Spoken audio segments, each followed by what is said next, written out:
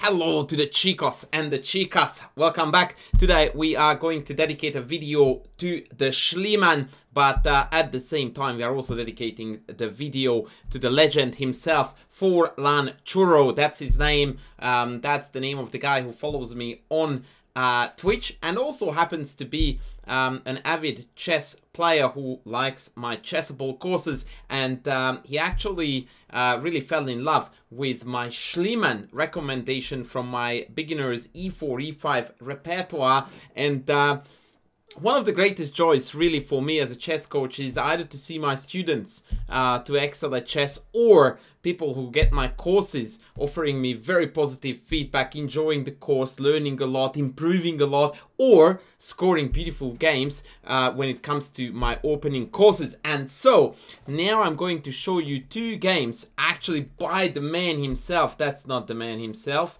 I need a full screen and not a full me. Just bear with me for a sec. It was just right there. Full screen. Here we go. That's the man himself. And look at the legend. Actually, this is the thumbnail to this image. He actually got a photo of him playing F5. Look at the F5 move there. The Schliemann, and a perfectly ready to go attitude there. The sun is the baseball cap. That tells me I mean business, bro. And with F5, I'm coming after you. But you are very lucky, the YouTube viewers, because you get to see now the games. So, Mr. FourlanChurro played two games in the Schliemann. The tournament was played with the time control 75 minutes with 5 minutes increment. And the first game I'm going to show you, Churro is in the black trunks, of course, sporting a rating of 16-16, and the opponent 20-49. Hello. Let's have a look how it went. Knight c6, bishop b5, f5, boomski. Let's go. Actually, boomski. Boomski. There you go, boomski. d3, take, knight f6, castles, bishop c5, all theory. Bishop c4. This is actually not part of the course, if I recall rightly. Not really a great move. Queen d3, queen c4. Has had a bit of a reputation for causing a fair bit of headache to black. I don't necessarily second that opinion. I think the black is totally fine there. The idea is identical, to try to delay the castling of black, but it's not really a problem. d6, h3. And here we also make a bit of a mistake here by playing h6. The simple knight a5, believe it or not, would have been best here, immediately kicking the bishop and allowing us a definite castling to kingside with no worries whatsoever. Really, I really like the open f file. We are going to have queen e8, queen h5 ideas. I would definitely pick here black any day of the week. h6 was a bit of a meh, unnecessary move, but no biggie. We are still doing great. Knight a5, bishop d3, bishop e6, perfect development. a3, selling us a little cheapy there with b4. No thank you. Knight c6, knight e2, and g5. Now this is, ladies and gents, what I really like and appreciate. And that's nothing else but gutsy chess. Black could easily go for castles here and just be happy about life. The position is definitely more pleasant. But Mr. FourlanChurro goes, nay, brother, not in my house. I'm going after your king with g5, g4. And the Schliemann, as you can see, is a really fertile ground for players who enjoy and appreciate imbalanced positions where aggression and attack can easily come to the fore, should we choose to do so. And boy, am I pleased seeing g5, g4, and coming after you, bruh. That's exactly what's happening here. Knight g3, queen d7. g4 was already good to go, by the way, but we are securing castles first. Slight inaccuracy, no biggie. Bishop e3, take. Again, I would have probably considered he castles and disallowed the opening of the f-file for white, and instead allow this trade and then carry on with g4. This structural change is not a problem for black at all. In fact, textbook case that now the d-file is also a potential hunting ground for us. No mistake, oopsie daisy, that's a mistake actually, but bishop e3 is not a big mistake for sure. Take. Rook f8, once again a really cool move, just securing the knight on f6 and then getting ready to castle to g8 next. Oh my god, I just noticed that I'm wearing the worst color t-shirt for this video, because the blue with the green screen behind me is not looking great. Well, you know what? Never mind, because what looks great is the way FourlanChurro plays chess. So watch and focus on the board instead of my shirt. Queen e2, and here we go. Castles queenside. Another mantra of mine that very clearly FourlanChurro likes to listen to, and that is that opposite side castling is a really fun way to play chess. And indeed, now the attack on the king side is going to be very rapid. I always like to do a bit of a comparison, because I think it's a really handy way to decide whose chances are better on the board, and how we can evaluate that. Quick adjustment of the chessboard, because why not multifunction? Yeah, black, excuse me, white will take 1, 2, that's a tempo, so I don't count that, so that's still 1, 2, 3, 4 moves to bite into our pawn formation on the queen side. It takes us 1 move to rip into the king's defense on the king side. So definitely securing the king on the queen side, and thus creating an opposite castle king scenario, is definitely going to create a setup where the black attack is going to hit home first. Bishop c4, and bang, g4. Here we go. The arrow and the circles are coming from the man himself, but he's correct. G file is coming and the e-pawns are funky.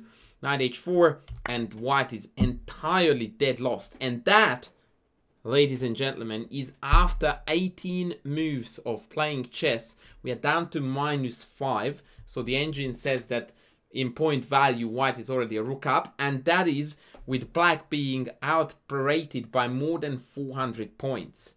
Now, I'm not going to say that it's my credit or it's the Schliemann, but because it's not. But you can see that what happens when someone plays an opening that suits their style, that is easy to understand, that they understand the concepts of what the generic plans are, and all of a sudden you are cooking with gas, and the rest of the game is just carnage. Like, he just, yeah, goes after him. Rook g8, thank you, g-file, thanks for coming.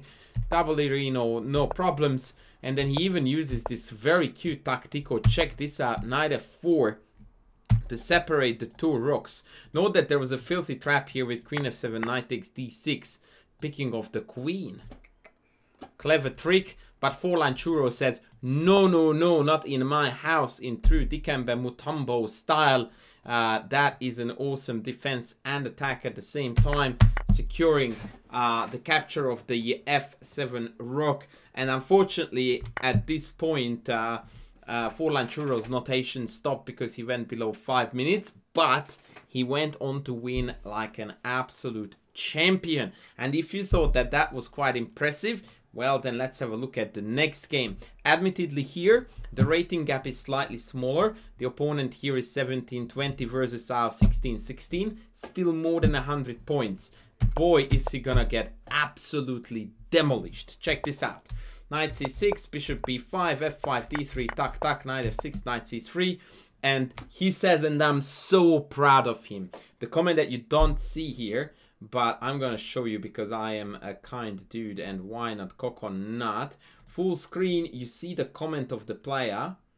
I remember this is an inaccuracy, or I remember this is inaccurate. And that is very true. In the course, I tell all my students who have the course that this is a very common mistake on club level, and it's a very serious one, because now black gets to play bishop b4, and no matter how white responds, we are going to be able to demolish the pawn structure exactly the same way how it happened in the game, and white is going to end up with these double c pawns. Now, on this very channel, I have spoken at length about the nonsense that is around on the internet about double pawns, but this case, and it's very important that we have a relevant comparison, and I should actually label these guys with red and these guys with green, they are isolated. They have got no support whatsoever. They are not part of a chain. They are really, really miserable pawns. They will be very weak in endgames and even in middle game scenarios. It means that white is going to entirely lack any strategies that are associated with changing the pawn structure, changing the pawn formation, just in general allowing white to play for some kind of a dynamic change. In strong contrast, these double pawns are part of a chain, and as a result of that, they are not weak at all, and in fact, they are even part of various pawn formations that black can utilize later on. D6 was played. Once again, the circles are from our good friend. I'm going to now disable those. Castles, c4, c5, outstanding play, securing the weakness. Note that here white was actually trying to get cute, hoping to get c5 in, getting rid of with the double pawns, and in fact creating triple pawns for black. But our friend FourlanChurro said, and now that is an eternal weakness that is going to be hunted down for sure. Queen d3 was played, queen e8 was played. Perfect play. Once again, this is what happens when you understand your opening. Bishop e6, queen g6, queen h5. All of these are looking really good. Even knight h5, knight f4. Black is way ahead. Bishop g5. And this is the point in the game where something very curious happened. And that is the fact that I think he may have got confused here with the concept, or he thought that this concept was applicable here too, because after bishop e6 takes, he took back with the pawn. And this is not a mistake. And again, in some ways, I'm immensely proud of the black player here for, again, embracing a scenario that I spoke about in the course, although the scenario that is described there is referring to a position I will show you like this, when after bishop g5 they play knight d5, and here black's best is actually king h8 as per in the course, and I explained that after take bishop h6 rook g8, it's more than likely going to be black who is going to create very serious headache and attacking scenarios on the king side, and not white. So it looks like we are compromising our king side, and this king is weak. That's the bollock stalk. It's not weak at all. What's weak is this file, where now white is under severe pressure, and also I can break the center with f5, take with the bishop, bring the queen, bring the rook, and it's definitely black who is calling the shots on the king side.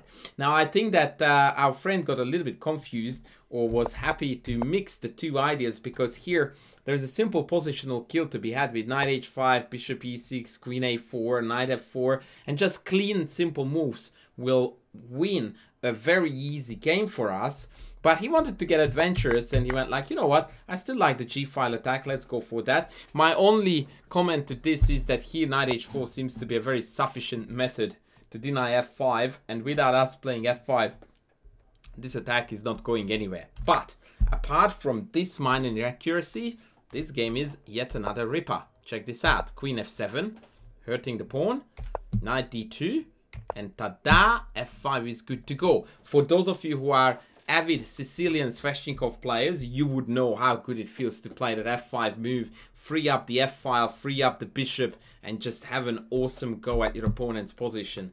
f4, now King's Indian players will join the party, because they will feel familiar with this pawn chain versus this pawn chain, where the attack again is going to, of course, go that direction. And it's quite simple too. Look, king h8, rook, rook, and rook, and the game's over. It's easy does it. It's just consistent, logical, good chess. Look what happened here. He opened up the G file, excuse me, and he was hoping to play f5. What does this legend do? He plays f5. He then utilizes the G file, puts all his heavies on the G, and triples up his pieces like a boss. And do you know what the engine says to that? -7. There you go. Rook g1, bishop takes h3. See ya. Wouldn't want to be ya. That is it. And after g3, a marvelous checkmate finished this really lovely game. Takes, takes, takes. And after rook e1, we went in for the check. And we went in for the checkmate. A really, really awesome game. And once again, in fact, in both cases, I think we are very safe to say that black absolutely outclassed his opponents. And once again, whether it's credit for the course, whether it's credit for him, more than likely, or it's the fact that the opening is suiting his style really well, probably it's a combination of all of the above. The long story short is, it makes me mighty happy. I hope you guys enjoyed it as well. I might actually chuck a link in the description for this video where you can find a course where I promote the idea of the Schliemann and in fact explain the ins and outs of this really cool opening against the Ruy Lopez. Other than that, thanks a lot for watching. Please don't forget to smash that like button. Please don't forget to sub, potentially super thank me if you would like to do so. And I will see you in the next video. Thanks for watching. Bye.